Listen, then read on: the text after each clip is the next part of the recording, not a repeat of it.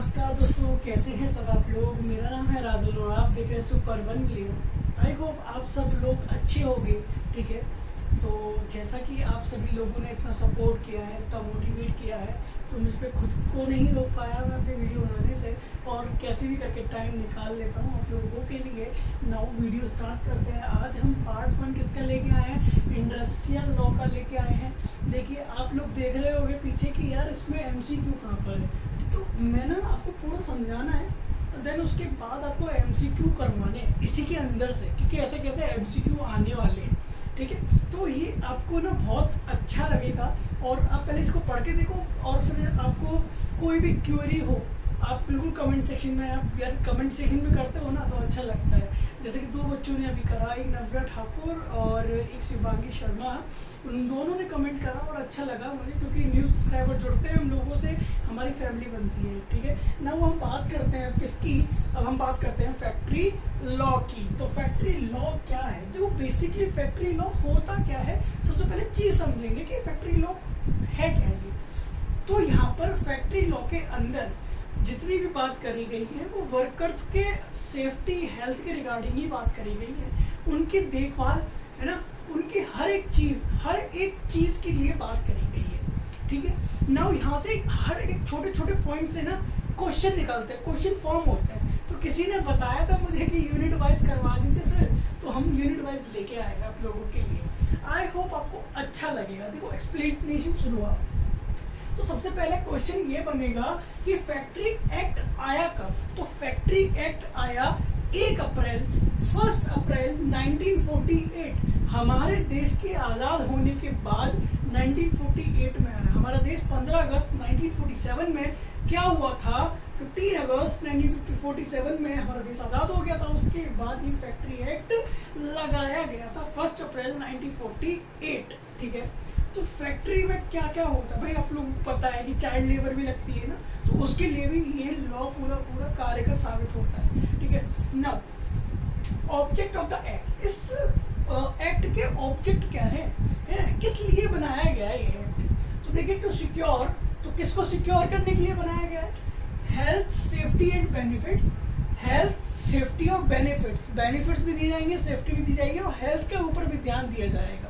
ठीक है, now proper working hours, भाई घंटे, कितने घंटे आप काम करवा सकते हो, है ना, ये भी किस में लिखा हुआ है, हमारे फैक्ट्री एक्ट में लिखा हुआ है। फैक्ट्री एक्ट 1948, बार बार बोल रहा हूँ ताकि आपको याद हो जाए वो चीज। ठीक है, now other benefits to workers. ठीक है, और बहुत कुछ बेनिफिट, छोटे छोटे बेनिफिट्स हैं जो वर्कर्स को दिए जाते हैं। ठीक है, now to it provide that precaution should be taken for safety for workers and prevention of accidents। ठीक है, वर्कर्स की पूरी देखभाल, सेफ्टी के ऊपर यहाँ पर बात हो रही है। तो ये हमारा फैक्ट्री एक्ट कब बना था, 1 अप्रैल 1948 में बना था। ठीक है सर, नाउ ये ऑब्जेक्ट क्या है इसका, पूरा सेफ्टी के ऊपर है, हेल्थ के ऊपर है, कुछ बेनिफिट्स वर्कर्स को देने के लिए है। ठीक है जी, नाउ प्रॉपर वर्किंग आवर, है ना, प्रॉपर वर्किंग आवर होने चाहिए। ठीक है, तो ये देखो, अब सेकंड नंबर में क्या आता है, मीनिंग ऑफ फैक्ट्री, है ना। अब यार हम बताएंगे कैसे कि फैक्ट्री, देखो भैया एमसीक्यू भी यहाँ से ऐसे ही आएगा कि व्हाट इज फैक्ट्री, फैक्ट्री किसको 4 ऑप्शन रख देगा और आपके क्वेश्चन रख देगा। ठीक है, और बताओ कि फैक्ट्री कौन सी होगी। तो पहले मैं आपको बता दूं, any premises including the presidents. देखो प्रेसिडेंट का मतलब होता है सीमा।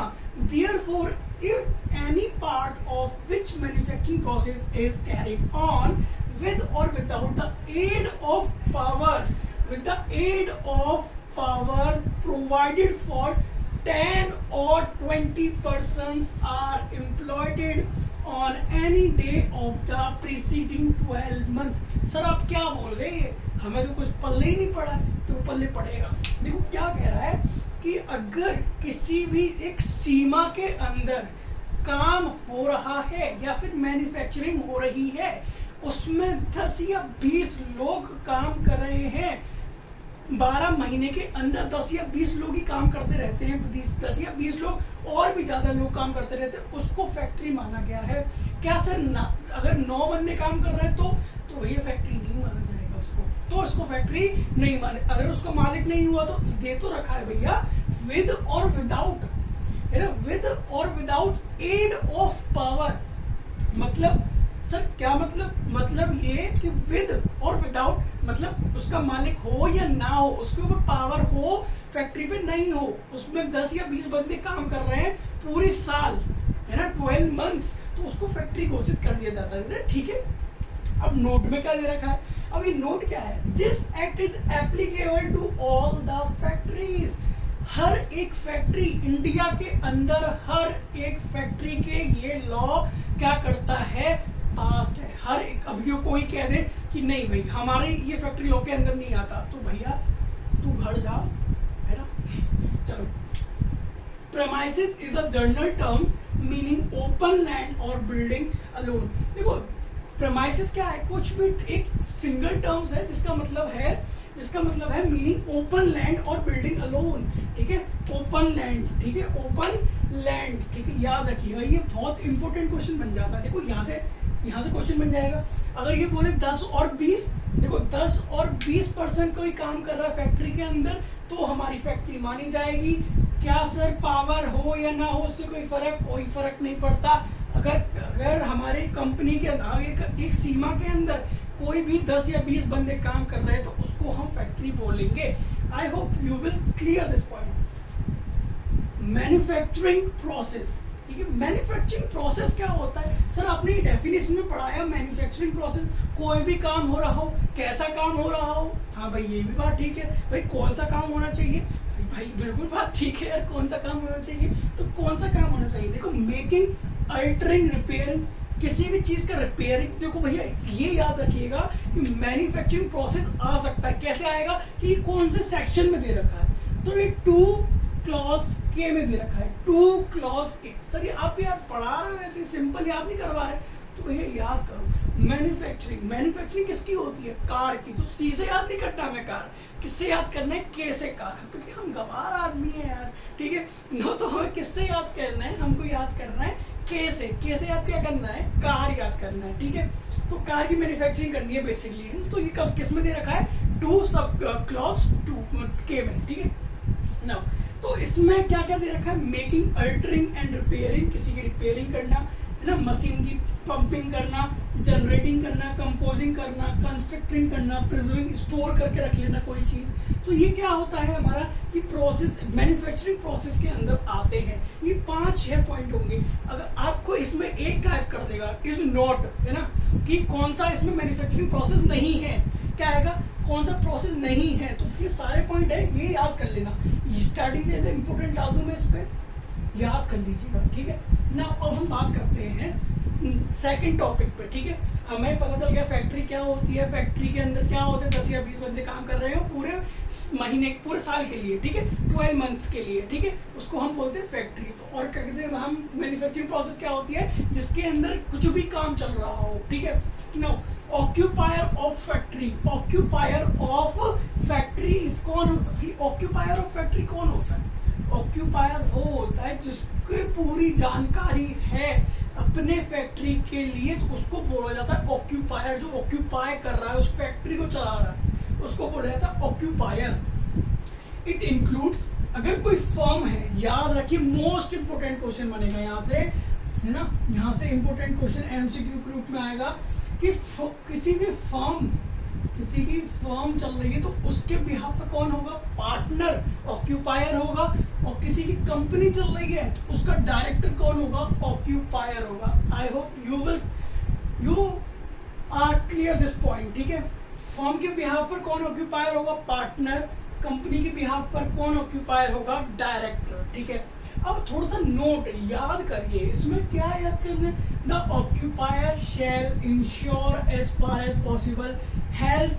ठीक है, जो ऑक्यूपायर है, जो उस कंपनी का ऑक्यूपायर है, उस फर्म का ऑक्यूपायर है, उसको वर्कर्स की देखभाल करनी है, पूरी तरह से सेफ्टी का ध्यान रखना है, हर एक किसी भी चीज की तरीके का उसको ध्यान रखना है। ठीक है, the name of the occupier of the factory is required to inform to the chief inspector of factories. अब ये क्वेश्चन कैसे बनेगा सर, ये क्वेश्चन ऐसे बनेगा कि ऑक्यूपायर जो होता है वो किसको नाम बताए, है ना, किसको नाम बताने का उस पर क्या है, तो चीफ इंस्पेक्टर को ये अपना नाम पूरा बताएगा। अगर वर्कर्स ने नहीं बताया तो इस पर कार्रवाई कर दी जाएगी। अगर भाई देखो चीफ इंस्पेक्टर फैक्ट्री का होना चाहिए, चीफ इंस्पेक्टर किसका, फैक्ट्री का, तो उसको पूरा नाम पता होना चाहिए ऑक्यूपायर का, नहीं तो फैक्ट्री लॉ के तहत उस पर कार्रवाई हो जाएगी। किस पे, ऑक्यूपायर पे, ठीक है। तो इसमें थर्ड पॉइंट यही दे रखा है कि अगर कोई भी प्रोविजन को आप हानि पहुंचाते हो, किसके हानि पहुंचाते हो, कोई भी प्रोविजन पे, फैक्ट्री लॉ के कोई भी प्रोविजन पे आप हानि पहुंचाते हो तो आप पर क्या होगा, केस हो जाएगा। क्या हो जाएगा, केस हो जाएगा। अब ड्यूटीज क्या है, अब थोड़ा सा ड्यूटीज देख लो भाई। ऑक्यूपायर इतना काम कर रहा है, ऑक्यूपायर पूरी फर्म चला रहा है, पूरी कंपनी चला रहा है, तो इस पे थोड़ा काम देख लो भाई इसका। To ensure that all workers health and, देखो भाई वही कह रहा है, वही चीज दोबारा कह रहा है कि ऑक्यूपायर का काम होता है वर्कर्स की सेफ्टी और उसका हेल्थ का ध्यान रखना, ठीक है। Now maintain of plant and system, और जहां पर भी देखो भाई क्या है कि मैं बताता हूँ आपको कि उसको ये भी ध्यान रखना पड़ेगा कि जहां पर भी काम चल रहा है ना, तो वहां पर प्लांट और सिस्टम बिल्कुल अपनी तरह से काम कर रहे हैं कि नहीं कर रहे हैं। अगर नहीं कर रहे हैं तो भाई उसको सही करवा, ताकि वर्कर्स को कोई हानि ना। भाई कोई मशीन है ना, जो मशीन है वो सही से काम नहीं कर रही है, तो सही से काम नहीं कर रही है तो क्या हो जाएगा यार, किसी को भी हानि हो सकती है, वर्कर्स को किसी को भी हानि हो सकती है कि नहीं, ठीक है। अब ये क्वेश्चन एमसीक्यू के रूप में आएगा, ठीक है। अगर आप चाहते हो एमसीक्यू और करवाऊं उसके, यार वैसे एमसीक्यू की जरूरत नहीं है, ठीक है, क्योंकि पूरा डिटेल में पढ़ रहे हो तुम लोग। Ensuring safety for workers while handling storage transportation of articles, ठीक है। अब आप लोग, अगर कोई वर्कर आपके सामान को किसी दूसरी जगह ले जा रहा है तो उसकी देखभाल, उसके ट्रांसपोर्टिंग का खर्चा या फिर उसकी सेफ्टी, उस समय उसकी सेफ्टी आपको, आप ही जिम्मेदार होंगे अगर कुछ हो गया तो, क्योंकि वो आपका काम, आपकी फैक्ट्री का काम कर रहा है sir, okay. Provide information, instruction, training या सुपरविजन के रूप में उसको सबसे पहले काम दिए देगा। कोई ट्रेन में आ गया, ठीक है, अब कोई ट्रेन 18 साल का आ गया कोई भी बंदा, वो कहता है कि मुझे फैक्ट्री में काम करना है, मुझे बहुत तंगी है, तो उसको सबसे पहले उसको ट्रेनिंग देनी पड़ेगी ना। तो वो किसका काम है, ऑक्यूपायर, उसकी ड्यूटी बनती है, ऑक्यूपायर की ड्यूटी बनती है, क्या बनती है कि उसको सबसे पहले क्या करे, उसको समझाए, उसको चीज समझाए क्या क्या रखे।